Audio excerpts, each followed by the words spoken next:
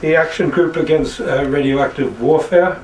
Of all the horrors that have afflicted Iraq, there is one that is not at all well known, even by peace workers and other politically well-informed people.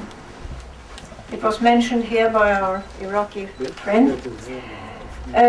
Since 1991, the US and Great Britain have been using radioactive uranium weapons in their wars, first against Iraq, then against Bosnia and Serbia, and most likely also in Afghanistan.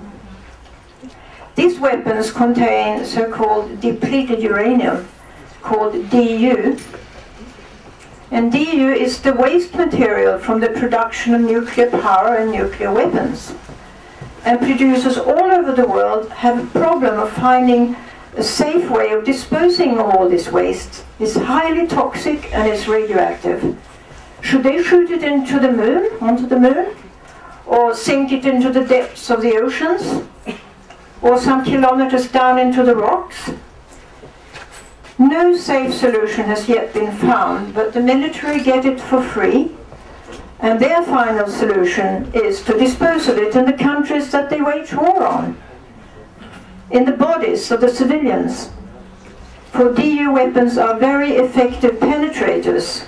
They slice through army tanks like a knife through butter, and that is why they are used. About 20 countries possess these weapons. Only 2 have used them, the US and Great Britain.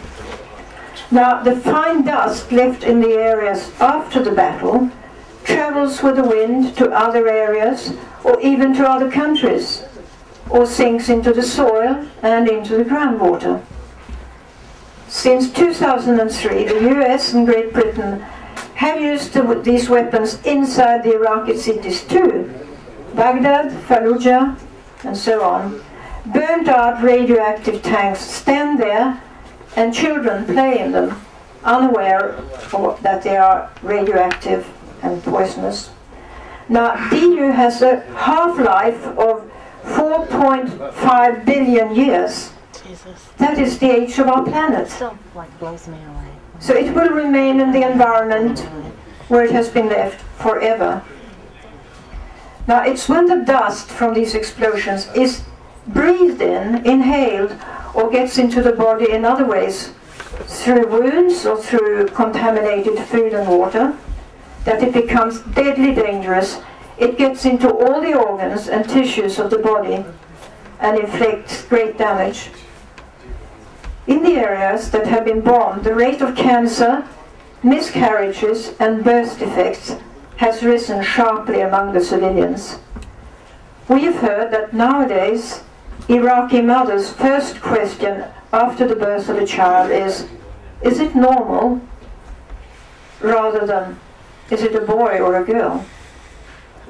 Other sicknesses have become much more common too. Defects in the immune system, kidney failure, heart diseases, and many other syndromes. The same goes for the veteran soldiers returning home from the war. Over half of the American soldiers that took part in the 1991 war against Iraq are now on sick benefits. And children born to veterans often show the same kind of genetic malformations as seen in newborns in Iraq and the Balkans and Afghanistan. The United States, of course, denies that there is any connection between these diseases and damages and the use of the EU weapons. This weapon that affects the civilians and soldiers and the environment long after the war is over, we don't know for how many generations, should be internationally banned, just as landmines and cluster bombs have been banned. The organization that I represent, Action Group Against Radioactive Warfare, or ARK, is a member of International Coalition to Ban Uranium Weapons. Things are happening internationally. All these organizations are working to the goal of banning the weapon. The United Nations General Assembly now has on its agenda the issue of uranium weapons. In several resolutions, member states are requested to send in updated reports on the effects of DU on human health and environment. Sweden has abstained from voting on all these occasions and has not submitted any reports. In April there will be a meeting for Swedish NGOs. We have tried to get them together to form a coalition, a network, to put pressure on our government. Because Belgium and Costa Rica have already introduced national legislation against uranium weapons, and the EU Parliament has recommended a ban. It is high time that Sweden also takes part in this campaign. Please sign the petition that you will find on the table outside this room. Thank you.